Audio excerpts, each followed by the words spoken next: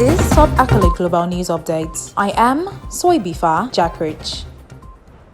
Israel and Palestinian militant group Hamas have raised concerns over the list of Israeli hostages and Palestinian prisoners due to be released on Monday, the final day of an agreed 4-day pause in the fighting. An official briefed on the matter said Hamas said it wanted to extend the truce. Israel has previously offered to agree to an additional day for each additional 10 hostages freed and to release 3 times the number of Palestinian prisoners each time. Israel said earlier it had received overnight what could be the final list of hostages slated for release. The list was being reviewed, Prime Minister Benjamin Netanyahu's office said, adding it would provide further information when possible. On Sunday, Hamas freed 17 people, including a 4-year-old Israeli-American girl, bringing the total number the militant group has released since Friday to 58. Israel released 39 teenage Palestinian prisoners on Sunday, taking the total number of Palestinian freed since the truce began to 117. The people handed over by Hamas on Sunday, including 13 Israelis, 3 Thais, and 1 with Russian citizenship, and the International Committee of the Red Cross confirmed it had successfully transferred them from Gaza. US President Joe Biden said he hoped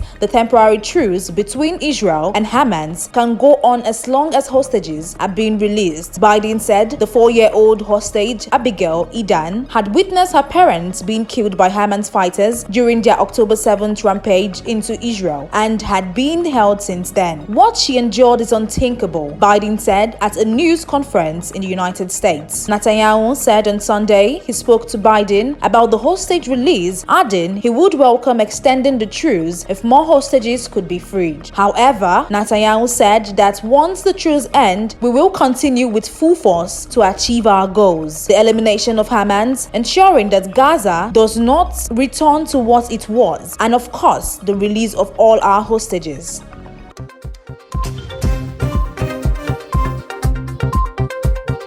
North Korea warned on Monday it would continue to exercise its sovereign rights, including through satellite launches, while its troops were reported to be restoring some demolished guard posts on the border with South Korea. North Korea's foreign ministry said the launch of a reconnaissance satellite last week was prompted by the need to monitor the United States and its allies. State media KCNA reported. Nuclear-armed North Korea launched the satellite on Tuesday, saying it successfully entered orbit and was transmitting photographs. But South Korea defense officials and analysts said its capabilities have not been independently verified. South Korea's defense ministry said North Korea's soldiers had been observed bringing back heavy weapons into the demilitarized zone (DMZ) border and setting up guard posts that the two countries demolished under the agreement. South Korea estimates the North had about 160 guard posts along the DMZ and the South had 60. Each side demolished 11 of them after the military deal signed in 2018 aimed at de-escalating tension and prevent accident military clashes. Armed North Korean soldiers had been spotted restoring damaged guard posts in several locations since Friday, South Korea's defense ministry said, citing photographs from cameras in the DMZ. South Korean President Yoon Suk-yeol was briefed on the latest North Korean activities and ordered military readiness. His office said the United States had called an unscheduled meeting of the UN Security Council on Monday to discuss the North satellite launch. On November 22nd, 9 members of the Security Council joined the United States in a statement condemning the North satellite launch for using ballistic missile technology, calling it a violation of multiple Security Council resolutions. North Korea's foreign ministry said the statement only showed how dysfunctional the Security Council had become, with some member states blindly following the United States and in issuing meaningless statements. 2 of the veto-wielding permanent members, China and Russia, have refused to join in any new Security Council sanctions against Pyongyang despite its continued testing of increasingly powerful ballistic missiles. They did not join in the most recent statement last week.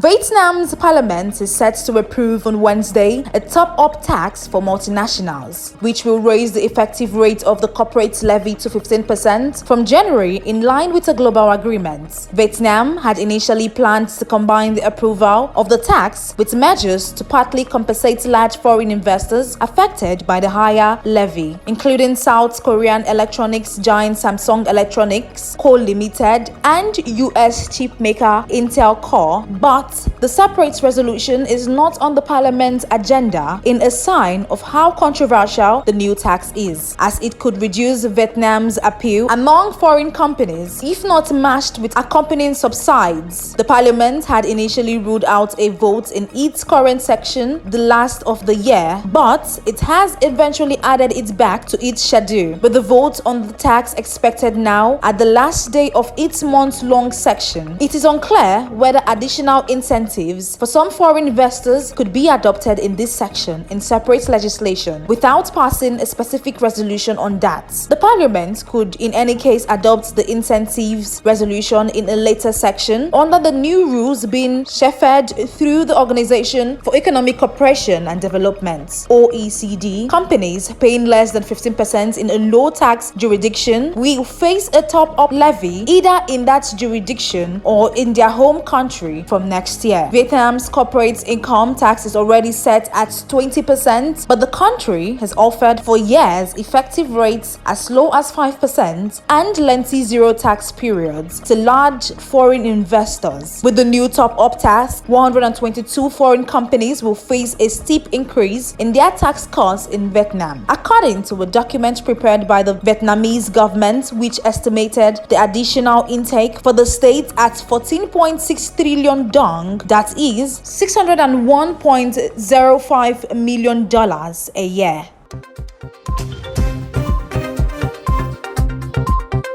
One of Russia's most lucrative oil trade routes since the imposition of Western sanctions over the Ukraine conflict faces a major challenge because of the drawback of payments in currency other than dollars, with no short-term solution in sight. For decades, the US dollar has been the currency of international oil trade, and efforts to find alternatives have been thwarted by the difficulties of conversion, as well as political obstacles. The problems flared when India, which has become Russia's biggest buyer of seaborne oil since European customers retreated, insisted in July on paying in rupees, and the trading activities nearly fell apart. According to three sources familiar with the matter, the sources who requested anonymity said the Russian oil suppliers, who also could not be named because of the issue's sensitivity, could not do deals in Indian rupees because of informal guardians from the Russian central bank. It would not accept the currency. Around mid-August, at least two major Russian oil companies threatened to divert around a dozen tankers carrying up to 1 million tons of oil that were heading to India to other destinations, according to two of the sources. As a temporary solution to the clash involving Indian deals, the cargoes were paid for in a combination of the Chinese yuan, the Hong Kong dollar as a transition currency into the yuan, and the UAE dirham, which is pegged to the US dollar, 10 trading sources and officials said. The biggest issue, however, concerns India, which has been buying more than 60% of Russian seaborne oil. According to LSEG data, it is the biggest overall buyer of seaborne Russian crude after China. The problems are likely to worsen as scrutiny on the trade increases. Washington imposed the first sanctions on owners of tankers carrying Russian oil priced above the Western price cap in recent weeks, the first enforcement of the cap since it was introduced late last year.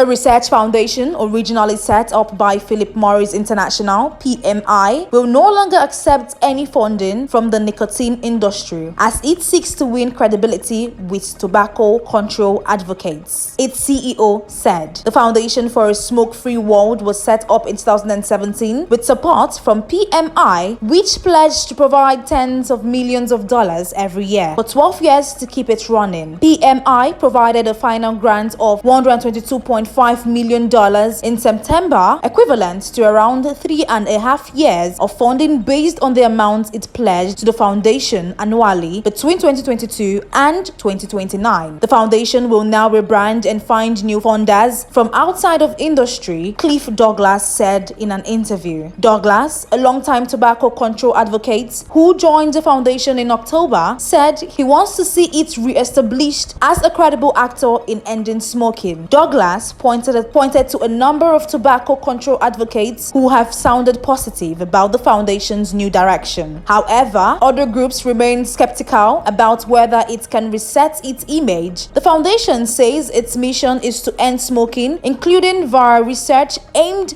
at helping smokers quit or move to alternative products. The promotion of smoking alternative for those unable to quit, known as a harm reduction approach and backed by some government and the tobacco industry, is controversial. The World Health Organization says vapes, for example, are harmful to health. Others worry that new users could become addicted to nicotine. PMI said the split was mutual and wished the foundation success.